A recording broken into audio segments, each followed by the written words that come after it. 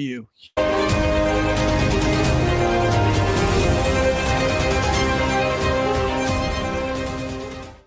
Welcome everybody to Angry Me Production. What the hell episode? And this is gonna be your extra of the week, and probably the only Friday flirty one that we're gonna. It's not gonna be on Friday. It's gonna be on today on Thursday.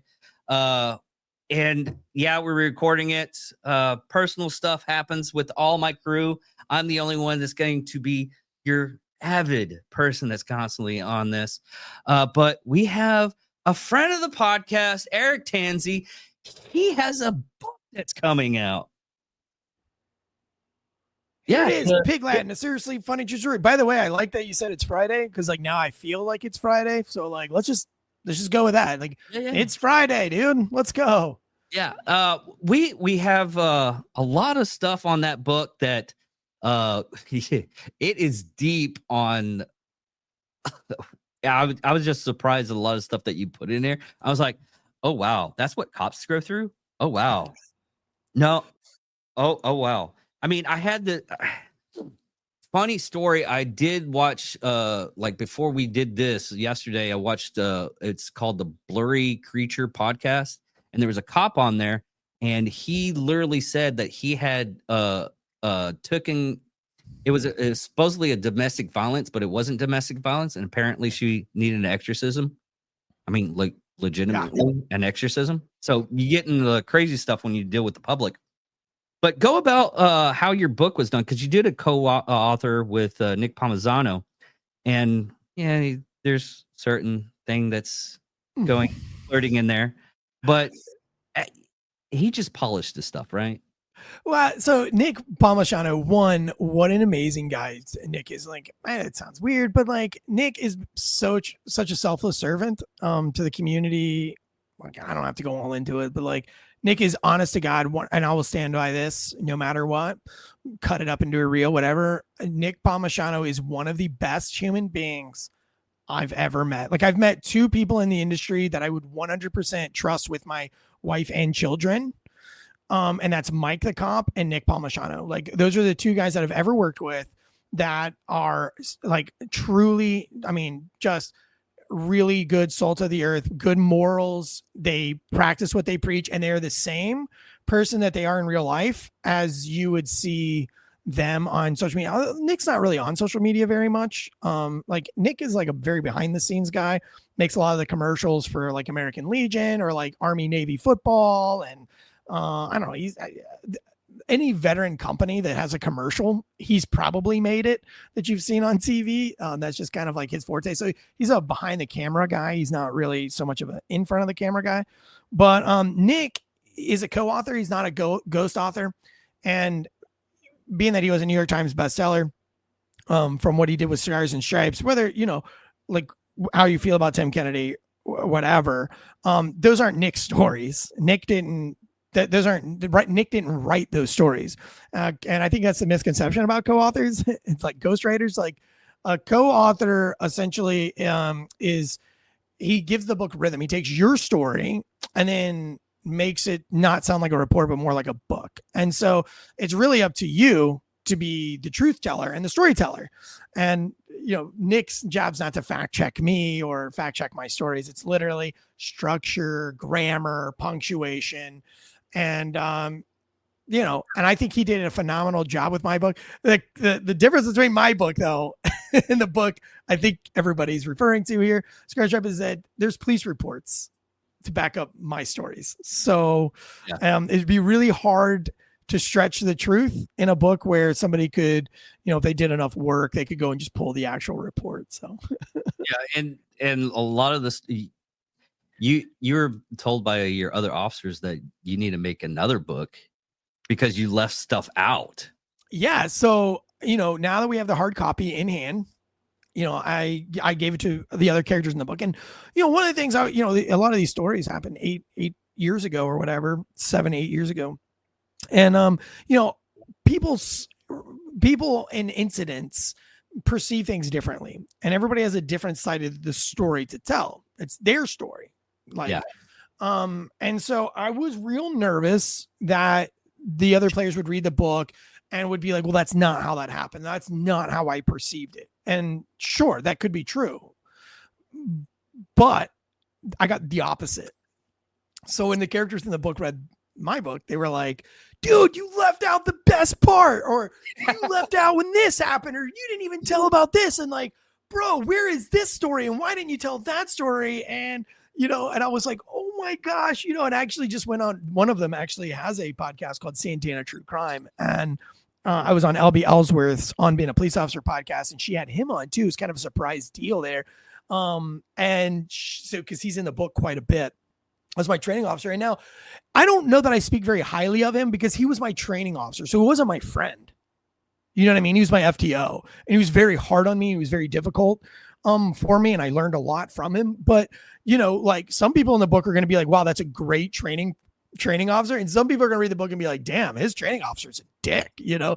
So it's like, I'm nervous because she had him on with me, and I'm like, oh no, you know, is this going to be his moment to, you know, get back at me for some of the things that I said? And he said, you know, to her that this was just such an honest book. And he was like, you know, that when he read it, you know, he actually feels bad in some instances of the book where he's like, I didn't really know that Eric was going through that at the time. And I probably would have handled this different. But, you know, like, he didn't deny that any of it happened. And I wrote the book in that way because I wanted civilians mainly to realize like what it's really like to be a cop, not to like fluff the job up, not to blow smoke up your ass, but to like give you the totality, the amazing parts, the really shitty parts, and the hilarious moments. But like, you know, some of the reviews I've gotten from the ARC readers, which are like advanced reader copies is what they call those. And they're like professional reviewers. And that's a whole nother podcast to talk about reviewers. But, you know, a lot of them are mentioned, like bring up in the reviews, like how dark the book is. And they're like, it's like, is this guy getting counseling? Like I've had that one. It's like, is this guy getting counseling? Because like, I know he's laughing about some of these situations, but like, that's really fucking dark, you know? And not very funny. I have coworkers, they try to go dark with me. And then I tell them my life story. They're like, oh, I opened that door, didn't I?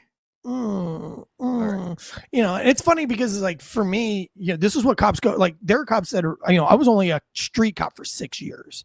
You know, like my whole law enforcement journey was like 8 years, like, but that's like going through the hiring process and then like having my law enforcement certification afterwards and being with the Youngsville Dive and Rescue and being, you know, stuff like that. But like just as a beat cop, street cop, 6 years. And, you know, there are cops that are out there for 30 years, bro, that have 20 years of my stories. And so, you know, it is crazy the trauma a first responder will see. I don't know what the real stats are, but I've heard like you could Google it. You're a fact checker, podcast guy. You should know how to do it. But like, it's something like a person will experience like 40 traumatic incidents in their whole lifetime. Oh yeah.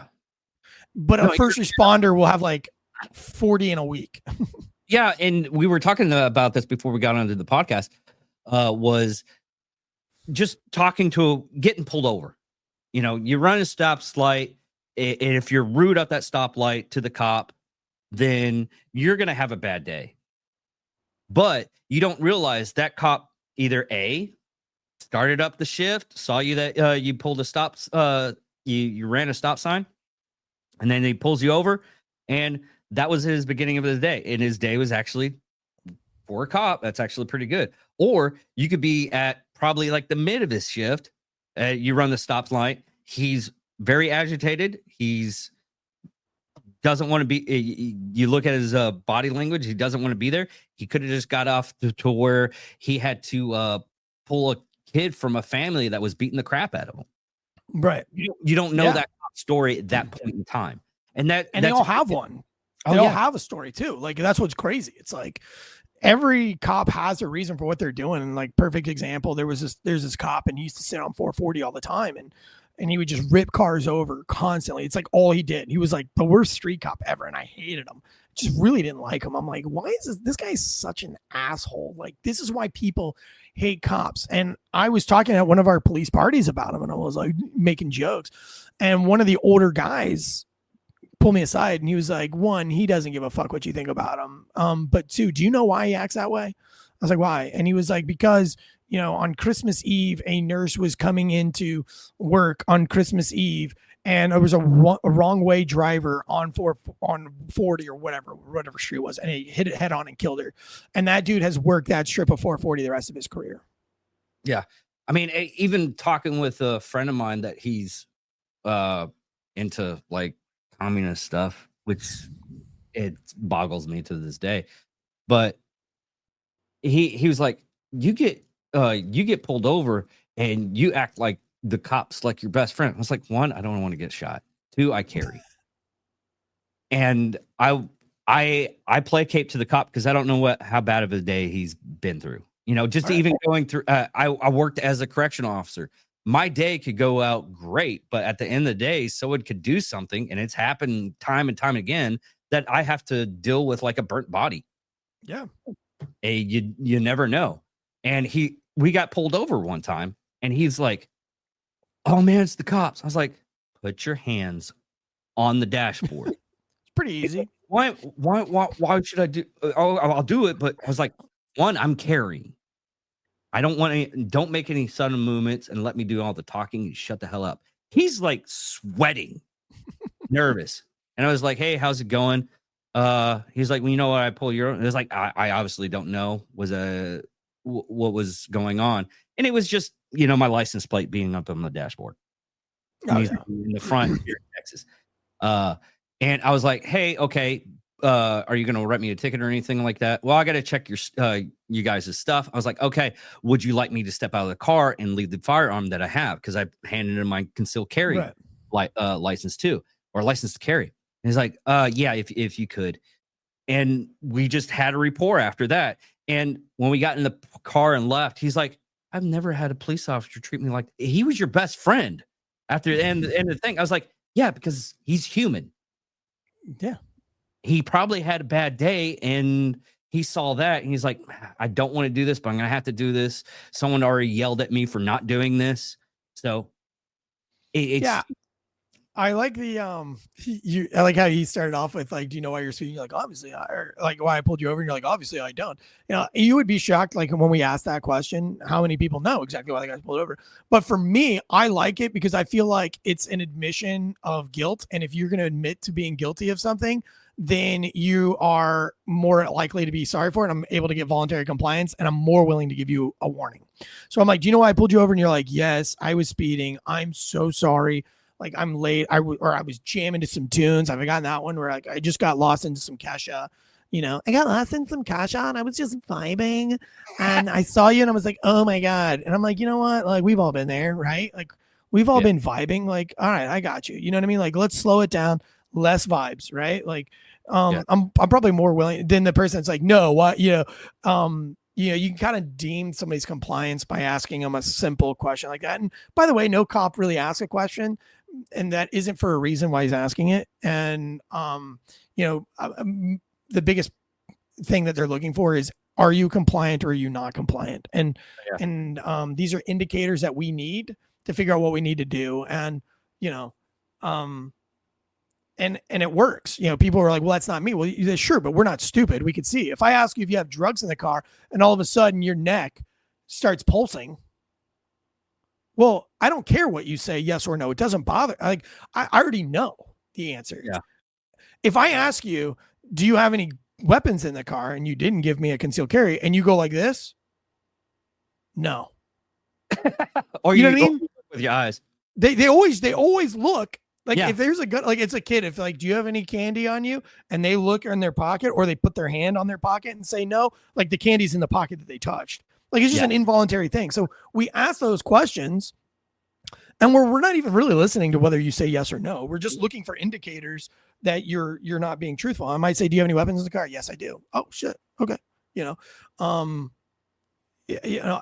by the way, I live in an open carry state, North Carolina. So like everybody has a gun. Oh, Texas is open carry too, but I carry like. I love it when people are like, do you want to take me out of the car? My gun's right here. I'm like, are you going to shoot me with it? And they're like, no. And I'm like, well, we're good. Just leave the gun right there. And I'll walk back to my car, because I know if they were going to shoot me, I would already have known, because they would have been sweating, like your friend, you know, I would have already have seen indicators. The reason why they is like once they see my gun, they ask me to get out of the vehicle so they can handle it. I got a Staccato XC. That's a $5,000. Yeah, that's Beautiful. a $5,000 gun, and every cop that pulls me over, if I get pulled over, which I don't get pulled over that much, is can I look at it? I'm like, yeah, can I hold this out? Yeah. I mean, I've literally pulled a guy over and be like, "Do you have any guns in the car?" And he's like, "Yeah, I've got a whole trunk full of rifles." And I was like, "Ha, you license and registration?" And he gave me his license. I went back and I came back and he was like, "Do you want to see the guns in the trunk?" And I was like, "Oh, you're fucking serious? Like I thought you were being an asshole. I thought you were being sarcastic." And literally, we walked back there and he's got fucking like 4 ARs back there, you know, of different signs. But he, I guess like does some like he works on grips for firearms, like he does like beating or whatever. So these were like other people's firearms that he was like, I don't know, he had some kind of a story of what he was doing, but we're so used to having the firearms. But yeah, I mean, getting pulled over by the cops, it's like it is a stressful situation. I'll pass by a state trooper and I'm always like, I could be in my cop car, pass by a state trooper and I'll be like, fuck. You know what I mean? Like, is he gonna pull out on me? What's up? You know? Like, oh shit. Was I speeding? And I'm like in a cop car, you know? I got rear-ended because of that one time. Guy I work with, there was a big traffic stop. Someone's mattress got onto the road, and that's the worst. A cop drove past him, and he was like, "Oh, he puckered up," and I was already stopped because the whole traffic was stopped, and he runs into me, and he's like, "What are we gonna do?" I was like, "Dude, I already know how much it's going to cost me because my dad already destroyed my bumper anyways. So I was going to buy another one. I knew how much it was going to cost. I was already going to put in the money for it. So just even the cop was like, are you upset or anything?" It's like, "No, we work together. I'm going to scream at him about work. So we're good. I'm going to make him feel like a horrible human being. But other than that, we're not even going to do insurance. I already had to fix it anyways." He's like, cop was like, "Oh, okay. Oh, right. We got this stuff to deal with. So later." Okay. Yeah. Man. Oh, we've seen it all. I mean, that's why I think a lot of people don't understand is that like cops take 15 calls a day. Like if you're a big city cop, I guess. I mean, my experience, like I would take between 15 and 20 calls a day. And like none of these calls are people having a great day. They just want to see how they're doing. Like this is somebody who's had the worst moment. Now their worst moment differs from the other person. Like their worst moment might be that they lost their dog, but probably not, you know, like it's domestic violence. They're scared of somebody. I mean, 15 a day, 15. And out of those 15, 3 are going to be probably critical or traumatic. 3 of them might be stabbed. 3 of them or shot. One of them is going to be shot or stabbed, raped, kid diddled. You know what I mean? Like you're going to get one of those out of those 15 every day. So I like it when people are like, "Oh, this cop doesn't know what he's doing." Like, dude, a cop that's been on the street for 2 years has seen more shit in 2 years than most military veterans will see in their entire life, to include the combat veterans. And I think that's a big misconception too. It's like, especially if you're a big city cop, do you know how many times a night your gun will come out of the holster every single day of your career? I think they like the average is probably 30-year career. Probably never. No, it's every day. Oh, yeah, it's depending on where you're at too. Every day your gun, if you're a big city cop, every day, if you're working a beat, probably every day your gun comes out of the holster at least once, whether it's to clear, I mean, mainly it's clearing a abandoned house. You know, like we'll get to a house that has a house alarm and the lady's like, "I don't know if they're still in there or not." So me and you, Dave, like, all right, well, I can't do a report on this house that's been broken into if we don't know if somebody's still in there or not. So we pull our guns out, and we clear the whole house, and 100 times there'll be nobody in there. And then one time you'll open up that closet and you'll see some skin in the clothes hamper. True story, by the way. And you'll kick the clothes hamper and somebody will explode out of the laundry. And you're just like, "What the fuck?" And next thing you know, like you've got some 14-year-old kid at gunpoint that just scared the shit out of you, and you're just thankful to God you didn't kill him. That's why we keep our finger off the trigger. But it could be like, you're serving a warrant, you're gonna pull your gun out. You get to a traffic stop and the guy's being herky jerky, like you're gonna pull your gun out. So it's like we're used to having our weapons out and putting our weapons, but we also like we're not gonna have the drop on us. People are like, well, you got your hand on your gun. Well, I mean, like, one, it's a very convenient place to put your hand. It really is. I had my hand, like when I was working corrections, we had like just the pepper spray. Yeah. My hand was always on it. Always on it. And someone was telling one of the inmates were like, are you about to? I was like, oh yeah, it's a spot. I mean, I rest my arm on it. Yeah. It's there. I mean, I've really had to train myself to steeple my fingers, and that's what our department does. So we taught everybody with steeple fingers. And the reason why, and by the way, if you're just an audio listener, if you just take your fingertips and place them together, like here are the people, here's the steeple, and we see our fingers. And that way, because if somebody's going to hit you, you're here, but also you can draw really fast, you're in the bubble. And that, like, one, it shows empathy, and it doesn't like, people just think you're just like, oh yeah, that's very interesting, but they don't understand that like you're ready to punch them or fucking draw your gun. It looks very chill. We call it the interview stance. Yeah, the interview stance versus like me standing there with my hands on my hips, my hand on my gun, because so many people were like, oh, why is his hand on his gun? Why is his hand on his gun? Oh, why is you gonna shoot me? And you're like, no, I'm not scared of you at all, actually. Like, this is just where I fucking put my hands. So I really had to train myself to do the steepled fingers bullshit so that I wouldn't just like rest my arm on my gun, because so many people just assume that you want to shoot them as a cop. And, that's the other thing is like, I probably pull my gun out nearly every shift, or at least 90% of my shifts. My gun came out. Guess how many people I shot while on duty? 0. You know what I mean? If I wanted to shoot somebody, I would have shot them. Like, and then when you read the book, you'll see many instances where my gun's on somebody's face or pointed in somebody's direction. And like, literally there's one point in the book where I get in trouble for not shooting somebody, because while they're fighting for a gun, yelling for me to shoot the guy, I just run up and start punching him in the face as hard as I can, like 10 fucking times until he's out. It's in the book.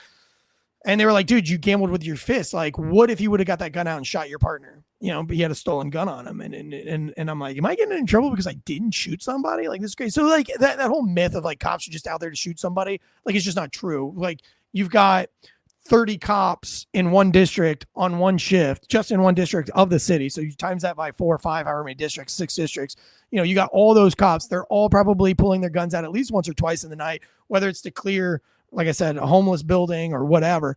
And they're not shooting people every night. You know what I mean? You have like one shooting a year in a police department, 3 shootings a year. So it's like, if it's a big myth. Like, cops just want to go out and shoot somebody. It's like, actually, no, we don't, because the chances of us going to prison for shooting somebody are extremely high, a lot higher than you are going to get away with it. Yeah, because you have to have legal precedents to actually do that. I mean, there's a lot of stuff that has to go through your mind. I mean, even I've talked to so many people that's actually been in gunfights, and they honestly couldn't tell you pinpoint what at one point in time that they viewed that. I mean, even drawing the gun, pointing at the person, the guy reaches for the gun, and even that, you see that. I mean, even seeing like cop videos of them doing it, it has to click. Mm-hmm. Yeah, it takes like 2 to 3 seconds, and that 2 to 3 seconds is basically life and death. Yeah, and I mean the amount of paperwork, and it's like, one of the guys in my book, he shoots somebody and kills them, and he ends up having to move. Was never able to return to the church that he grew up in, or his wife grew up in. Had to switch CrossFit gyms because even Deion Sanders wore the name of the deceased person on his tie, on his Hall of Fame jacket when he got inducted into the Hall of Fame. And this guy was a complete scumbag, by the way, and pulled a gun on my buddy, and my buddy shot him in the gun and then shot him in the chest. And still the media painted my friend out to be a monster. And of course my friend was cleared from it, but the media moves on and they never hear the cleared part. So all they heard was that 30%, what was put out at the very, first 30 hours or whatever. And that's what they stick with. And so they were protesting at the church, they were protesting at the gym. It was really ugly. And so, his family had to buy a house through other means, like have somebody else buy a house for them with their names on it and all this other stuff so they couldn't be tracked down, all because Deion Sanders wanted to, run his mouth about something he didn't know anything about. Like if he knew who this guy was, Akil Dinkins, you can look him up. If he knew who that was, like he wouldn't be representing him on his tie on his Hall of Fame jacket. You'd be like, wow, this guy had like 30 something charges like in 11 months, like everywhere from like beating up women to, gang sales and all. I mean, this guy was just a bad person. Well, that's another thing that I like to emphasize on about police departments is a lot of people don't understand. You go through your job and you do your job for that day, 8 hours, 12 hours, whatever you do, 16 hours. It could be like 12 is the minimum. Yeah. But guess what you do after you get off? You still have to walk the same streets that you police. Yeah. In civilian clothes. Yep. And you have to go to the grocery store and you could see like the person that you just put into jail. Yep. And you're walking down the aisle and guess who's there? That same guy. And it could be like you pulled him over for a traffic stop and he was just speeding, or it could be like he just murdered a whole entire family. Yeah. Yeah. So many people have never seen a drive-by shooting. It's only something they see in the movies or they heard about, that's a great point. And is like, well, I've seen drive-by shootings, lots of them. I've investigated tons of drive-by shootings. I've sat with people in their last breath because of drive-by shootings. I've been there at the crime scene of people who died that had nothing to do with the drive-by shooting. They just happened to be walking down the street and they caught one. I've seen it with my own eyes. I've sat there while they died. Some of those stories are in the book. And so I know that drive-by shootings are real. Well, if you know they're real and you're out fucking with the people who are doing the drive-by shootings, yeah, your life is different from everybody else's. I have to do things differently than everybody else. I have to leave my house differently than everybody else. I have to treat people differently than everybody else because there's a real chance and a real possibility that somebody at some point is going to drive by my house. There's a Durham police officer, the city right over, and they came and Molotov cocktailed the house, and his house burnt to the freaking ground. He was on a cruise, thank God. But like, it's real. Like that shit really does happen. They don't put it out in the media because they don't want people to copycat that stuff, but it happens quite a bit. There are many scenarios, even that I worked. I even did it. I even pulled security on other cops' homes because of real life threats. Matter of fact, we had one where the guy was threatening to shoot up another cop's house, and they ended up, I sat in front of that house, pulled my shift. I think we all did like a 3-hour shift, 24 hours a day. Somebody's got to be sitting in front of this cop's house or on the street. And one of the cops on that rotation had to kill the guy because the guy actually showed up to kill the cop. You know what I mean? So it's like, it's a real threat. And I think some people are like, it's almost like they think that cops are doing things for theatrics when, like, not to, I'm a military veteran too, but military veterans seem to always like be really difficult on cops and stuff. And it's like, wait a minute, you're the one that's going through the theatrics. You're the one wearing the shirt that's like, says you're a door kicker. But like, I kicked in like 3 doors yesterday. Like I served 3 violent felony warrants yesterday, but you're the one that's talking shit about me. When's the last time you kicked in a door? Like GWAT 2005? What's up? Like, we're still doing it, motherfucker. Like you're the one that's pretending. Like you go to the range and shoot. Like I go to the range, and if I don't shoot correctly, if I don't 3-gun shoot, 1, my friends are in danger, but 2, I lose my fucking job. Like there's a lot when you're qualifying as a cop. Like that's stressful. Yeah. You're doing your night qual and you shoot a no-shoot target. There's $70,000 a year out the window, or, whatever, or you get moved off your shift or whatever. It's not as easy as some people would like to think it is. Yeah. And in some of the aspects though, because my dad, he works for the sheriff's department, but he only did he was a jailer, and he would get talked to about people that were inmates in the jail. And because he just I don't want to say just did his job, but he wasn't an asshole. You Yeah. know, when humans make mistakes, instead of going out, because this is how I was always taught. When the person makes a mistake, either he learns from it and you never see him again, and you hope you don't, or he's a repeat customer. But there's a lot of the not inmates, just the people that were in the jail. They come out of it and they are thanking my dad for treating them like a human being. And hey, you improved my life, because I just realized that, hey, I can do better with my life. Mm-hmm. Mm-hmm. I used to always tell my rookies, when I was a field training officer, I said, like, listen, we start every call, no matter what somebody looks like or what you think the story is or what the 911 call is. We start every call with an open hand of kindness. And it's up to that person in front of you to close that open hand into an iron fist. But we're always going to show up with the open hand of kindness. And if they want to be assholes and they want to fold those fists down, well, that's okay. We'll do that. But we're always going to start with an open hand of kindness. And that's kind of, because everybody does have a story and everybody is human. And usually people do things for a reason. It's like people don't just wake up wanting to kill their girlfriend.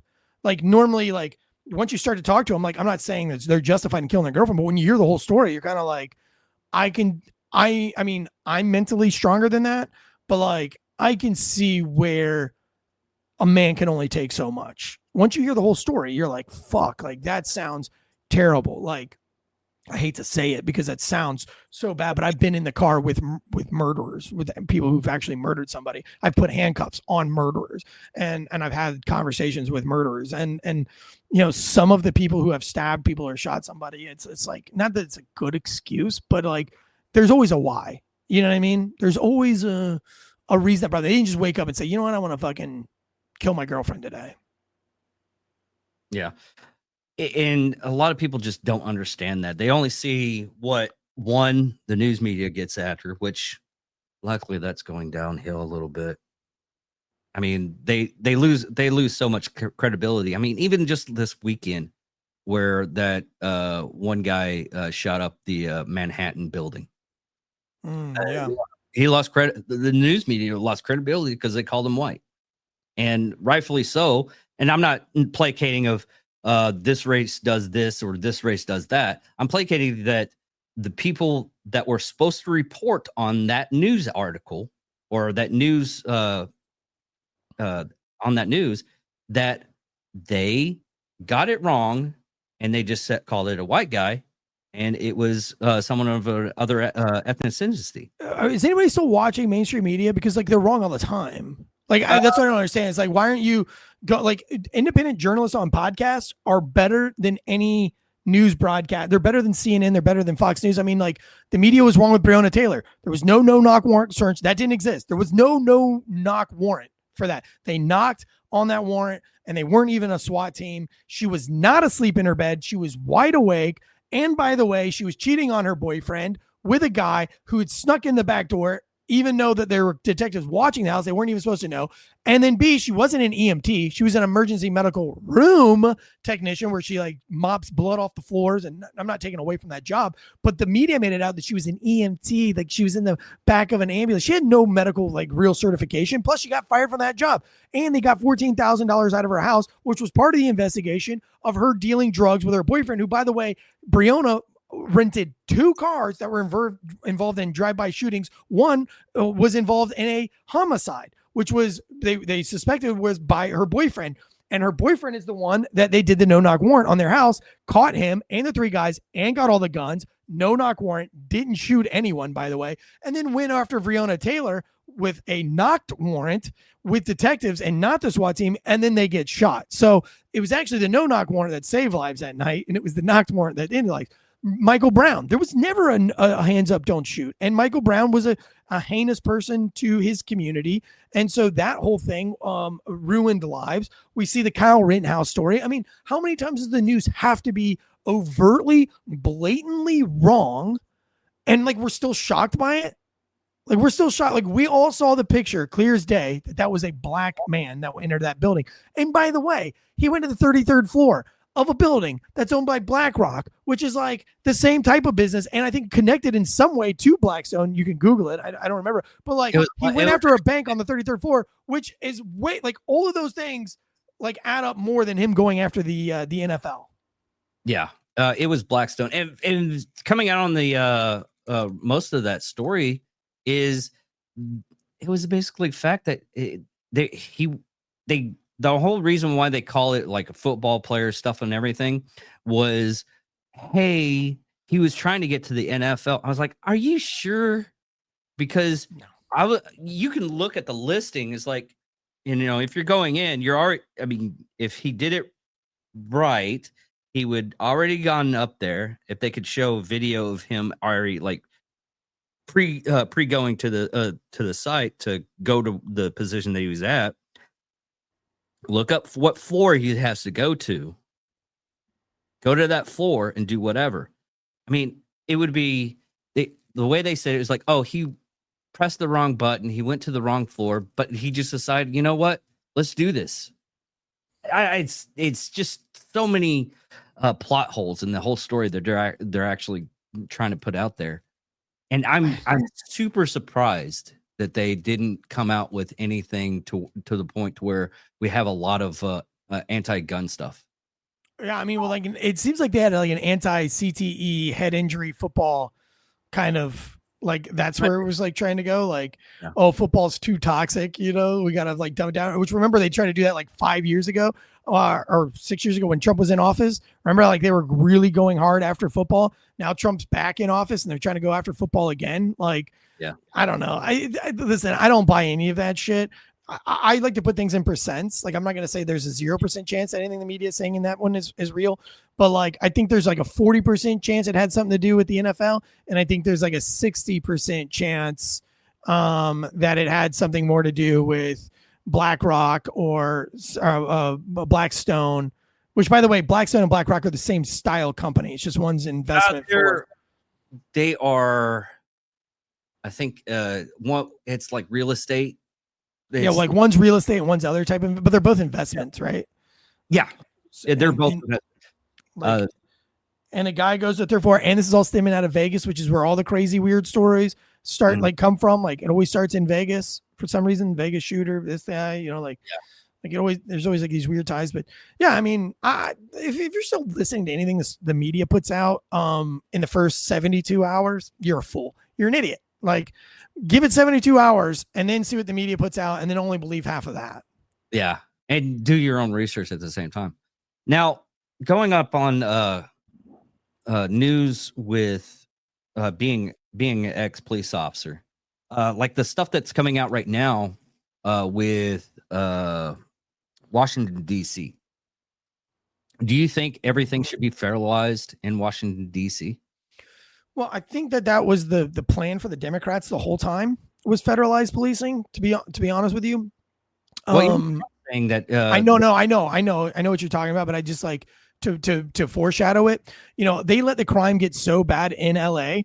and a lot of people don't know this, but like Nancy Pelosi had already federalized policing in several different ways in Los Angeles for their drug pandemic, which obviously makes the federal government, you get better federal contracts, blah, blah, blah. So it's like, they allow this crime to happen because they want federal, the takeovers. But, then now you have it on a different scale where you have Washington, DC Metro and everything like that whole police department, because it already like Capitol Police is already federal. Yeah. The Capitol Police. And so, but like the administrations there in like Baltimore and Washington, D.C. and all those surrounding areas have allowed crime to undermine our government. Like, remember when they tried to get the National Guard for the Trump administration, January 6th? They said no. They asked for additional officers, which they get all the time. For some reason, Nancy Pelosi and Chuck Schumer said, no, we're not going to give it. There's 5 different memos that say no. And now to thwart and undermine the election, now the left is allowing rampant crime, unchecked crime. I mean, we were just talking about rental cars. It's so hard to buy a rental car. You know why? Because they won't let you charge anybody with a stolen car. It's unauthorized use of motor vehicle, and they're like dropping those charges if the person turns them back ever. You know what I mean? So it's like these people rent the car, they don't turn the car in, they get charged with unauthorized use, but then they turn the car back in a month later, or they abandon the car, and the judges give them like no sentence. So there's like really no accountability of stealing these cars, so nobody's getting in trouble for it, because they can say, oh, well, somebody stole it from me when I was renting it, and they've manipulated the system. So now it's hard as fuck in a lot of places to get a rental car, you know, because of this rental car problem. And it's that soft on crime mentality, and it's to thwart the government, and it is to overall make things federal policing. If we can make these things as bad as we can make them, then we have no choice but to make it federal. And that's what's going on right now. And I'm totally against it. I mean, I'm against the federal funding for DUI units and all that stuff, because now these departments have to go get more DUIs, and there's no incentive to, you know, our DUI squad was working their ass off, getting DUIs off the street, and we became one of the hardest cities on DUIs. So guess what people started doing? Not driving drunk. Well, now it's harder to find drunk drivers. Well, now the cops aren't doing their job because they're not getting drunk drivers. So now the cops have got to get crafty to try to find drunk drivers. And then that could be deemed unfair by the public. But if they don't produce numbers, then they lose the funding, and they lose all their vehicles and all this stuff. And then they lose their job, or they don't get promoted because they're not doing a good job. So now they got to sit and watch you leave the brewery to try to catch you. Now they've got to start doing these things that are like, instead of just saying, hey, don't leave, you're drunk. Now it's like they kind of want you to leave because they need to get that number for the night. So like, I don't believe in any of that federal bullshit. It's like, if your department can't afford a DUI squad, well, tough shit. Yeah. That's, you know, that whole thing happened to me when I was in the Air Force, and I was stationed at Abilene, Texas. It was basically, they told us, don't go out. And if you're going to a bar, have a couple of drinks. We're not telling you not to drink or anything, but be careful out there, because the cops, I tripped coming out of the bar. All I was doing was drinking water throughout the whole night, and they stopped me because they were like, oh, you're drunk. And they emphasized, if it wasn't for the fact that, you know, I was like, I'll take a breathalyzer test right now. And they were like, oh, and they breathalyzed me. It's like, this is 0. I was like, yeah, it's 0, because I told you I wasn't drinking. I tripped on the stump. That was Abilene for you. So, you know, but you know, and then the caveat to that, it's like, well, on a Friday night, right? We look at the number one problem we have in the city. And these aren't real stats, but let me just give you an example of what it would look like for us. And we do this it's called Cops on Dots. I'm not going to get into it on your podcast, but it's like a scientific way of looking at crime mapping. But like, it's Friday night, and your district, let's just say your district is downtown Raleigh, right? Mm-hmm. And on there is Glenwood Avenue, right? And so we look at Friday night, the Cops on Dots. What is the number one crime on a Friday night? Like violent crimes, and they have a whole list of things, right? And so you see that like there were 10 car break-ins on Glenwood on Friday night. Well, average Monday, Tuesday, Wednesday, and Thursday, you have 1 car break-in. Mm-hmm. But on Friday night in downtown, we have 6, right?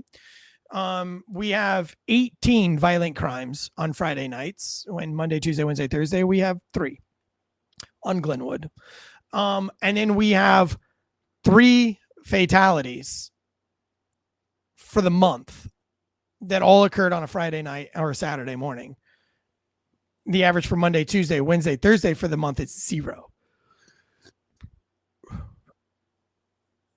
Well, there you go. The number one killer on Friday night are drunk drivers. I want to be the cop that saves a life.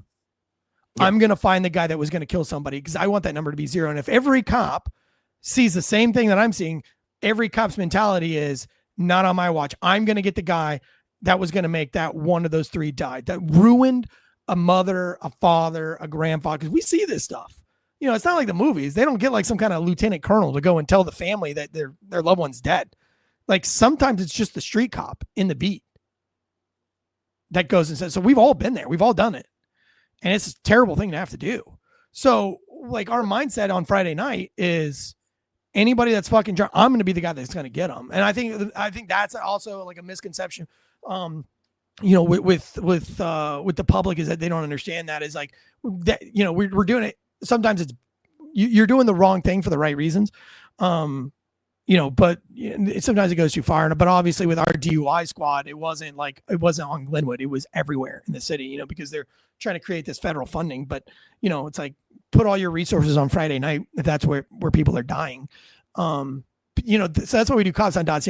If you see a cop getting out of his car and talking to somebody at 2:00 in the afternoon in the neighborhood, that cop didn't just wake up and decide he wanted to harass people at 2:00 in the afternoon. It's because there's 4 break-ins between the hours of 10 and 2 in this neighborhood when the average is 0 every other time. So now I have between 10 and 2 on Thursday to catch whoever's breaking into these cars on Thursday. And where do you start? Well, you start by getting out of your car and talking to people. Yeah. Now, before I'll let you go on this, I have one thing that was it's placating the interwebs right now, and it's how we actually started talking. What are your thoughts on the heinous crime at the WNBA with the yellow-green dildos? The ones that they're throwing onto the court. Yeah. And those dildos aren't cheap, man. They're like $60 a pop for dildos. Yeah. Like how many have they thrown? Like 4? Yeah, 4 so far. One, I don't even want to know where they're hiding them. Oh, they're spending more money on dildos in the WNBA than they are on merch. So somebody has made more money on dildos than they have. WNBA t-shirts like $10? Probably, yeah. Dildos Probably. like $60.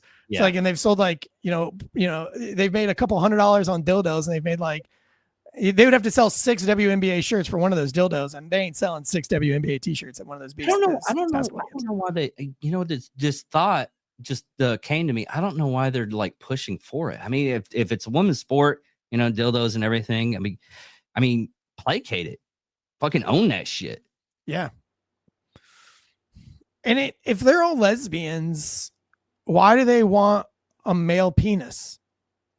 Have you ever wondered that? Yeah. If you're really gay, why do you need a dildo that looks like a wiener?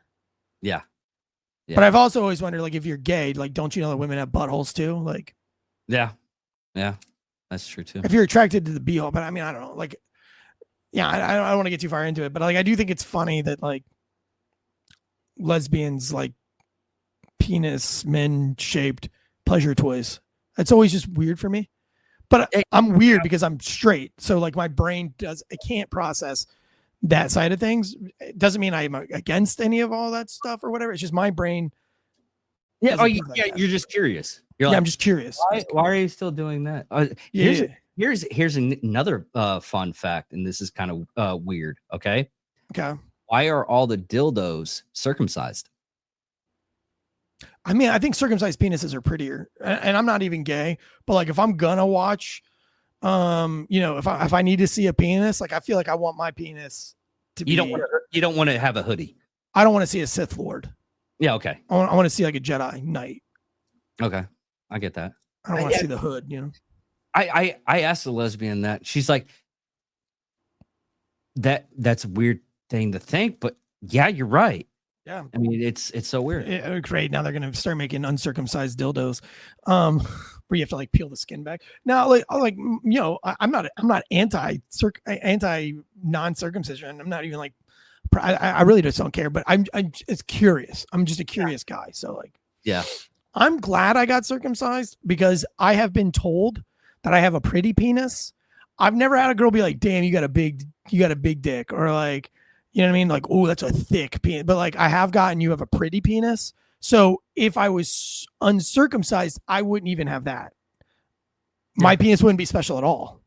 Yeah. Because it's not big. It's not thick. I would just, it would just be a penis. But at least I have a pretty penis. Yeah. All right. Well, everybody, thank you all for listening. Thank you all for watching. On that note, I love how the end of the show it goes like that.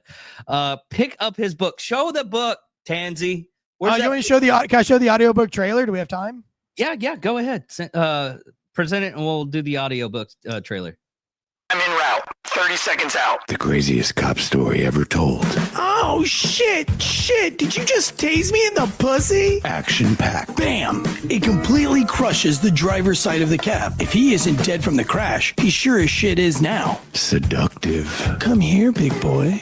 You gonna arrest me? Absolutely hilarious. She is twerking in my direction. Oh my god, she's shitting on me. Raw and real. Raleigh, we need EMS. It looks like our suspect has been shot in the head. Unhinged. Man, what am I supposed to do with some motherfucker's leg coming through my ceiling? Do you want some pizza? He fucking fought in my goddamn olives. Redemption. I take a deep breath and assess the situation. Well, it could be worse. At least I'm not the guy who had a dick on his face. Narrated by author Eric Tansey. Directed by Grammy nominee Travis Hahn. Engineered by Telly Award winner Noel White. Big Latin, the audiobook. I love that commercial. Anyways, thank you all for listening. Thank you all for watching. Pick up his book and listen to the audio. But love you guys. Later.